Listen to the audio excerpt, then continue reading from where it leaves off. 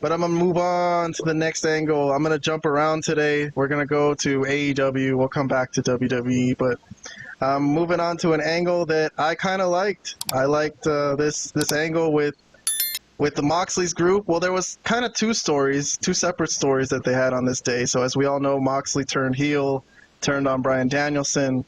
It's not really the Blackpool Combat Club anymore, but Claudio's still in it. And they've got Marina Shafir now, and they've got Pac. And the first story that I'm going to cover is the one with Wheeler Yuta. Well, so I know, Vlad, you don't really care much for the Wheeler Yuta, but I think for once he's involved in something that's kind of a good story here, because he is part of the Trios Championship with Claudio and Pac. And a few weeks ago, it didn't make sense that Pac was in there because he was the heel, and Claudio and Wheeler were the baby faces. And I was like, well, what is Pac doing with this guy? And now they did the whole heel turn, and Moxley has a stable, and now it's kind of flipped around. It's like, well, what's up with Wheeler now? They did cover him on Saturday. He's conflicted, right? He had a match with somebody, some jobber, and he won, and he almost choked the referee, but he's like, he doesn't know what to do with himself. He's mentally struggling. So Alex Marvez, the sleuth detective, Vlad, actually got a hold of Wheeler Yuta in the stairwell. He found him in the stairwell. So detective. and basically Wheeler just said, look, he's proud to be the Trios champion, so he's going to show up for that match. And he had forgot his Trios title, but also he was like, well, it's easy to forget that.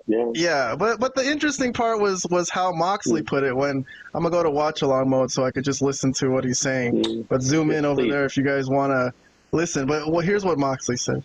You can do whatever you want. It's your choice. But you have a personal responsibility to the greater good. You have to look yourself in the mirror every morning, Wheeler. What kind of man did we teach you to be? What kind of man did the Blackpool Combat Club teach Wheeler Yuta to be? All right, so some ratings for this angle specifically for Robert and Vlad for this Wheeler Yuta angle part of this Moxley stuff, because the Moxley stable does come back later in the show with something else. But let's bring up our rating system. I gave it a thumbs up. I really like this. I like that, they have something for Wheeler here, and Robert was with me. He gave it a thumbs up. So Vlad was the only one, he gave it an indifferent. So you didn't hate this, but you also didn't want to give it any type of thumbs up. So, Robert, you want to talk about Wheeler Yuta for a minute? You don't have to use the whole minute and 30 seconds. But before we move on to the whole private party stuff, anything you have to say about this right now? Yeah, I mean, this is the best angle that I've seen Wheeler Yuta be a part in so far in AEW. That's for sure. I mean, there you go. He needed something. Like they have not made him look good at all. Let's say when every time Blackpool Combat Club had some like a group match against another group, whether I don't know if it was the Elite or whoever. If the Blackpool Combat Club loses, it's always him that takes the pin. Like they always make him look like the weak link of the group. And I don't remember really any promos from him except for that one time when he had a 1 week feud with MJF, I think. And that's about it. Like as far as his run in AEW, it's been very not memorable. Well, are you like a bit interested to see what happens with him here? I'm just saying that for once he's in an angle that's actually intriguing. Yeah, it is intriguing to me too. I gotta admit, yeah, it's about time, right? So what's gonna happen from here? I don't know. What's your guess? Is he gonna go with this new team, or is he gonna be like, no, what you did to Danielson was too much? Well, they have a match for Grand Slam, right? I mean, yeah, they have a trios. I think they have a trios title open challenge match. I don't know who they're facing yet. I think he might go along with them for maybe that match, but at some point in the future, I don't know. I guess he's not going to want to do it anymore. I don't know. We'll see. I guess he could just be like a reluctant partner and just keep going because they're champion.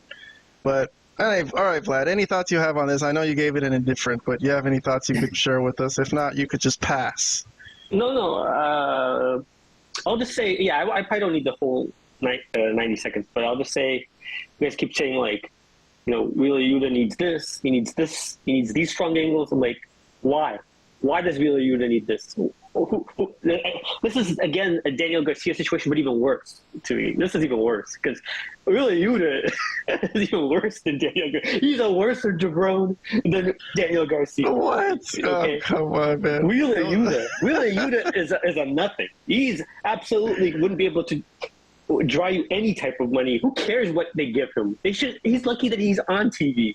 He's lucky that he has whatever he has, man.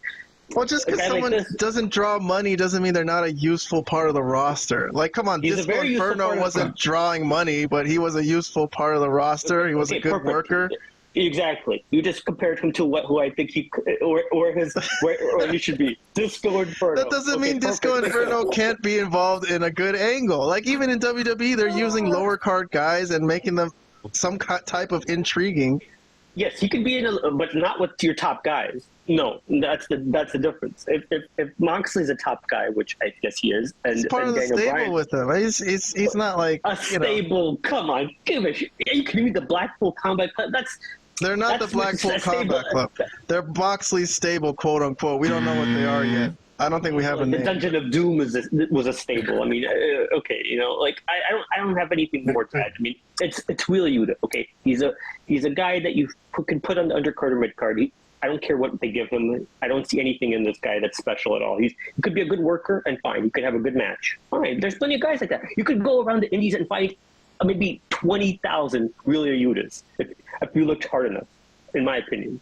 But that's I think he's a step above indie wrestlers, man. At this point, no, he is an indie wrestler. He's a complete indie wrestler. No, man, I've seen him have very good Ring of Honor pure championship matches. Ring of Honor doesn't even exist. First of all, Ring of Honor is an indie company. If it did, okay, so that's indie wrestling. Ring of Honor is indie wrestling. In that case, AEW is indie wrestling, but a lot of people leave AEW and become successes somewhere else. I think Wheeler Yuta can be a success somewhere else in WWE.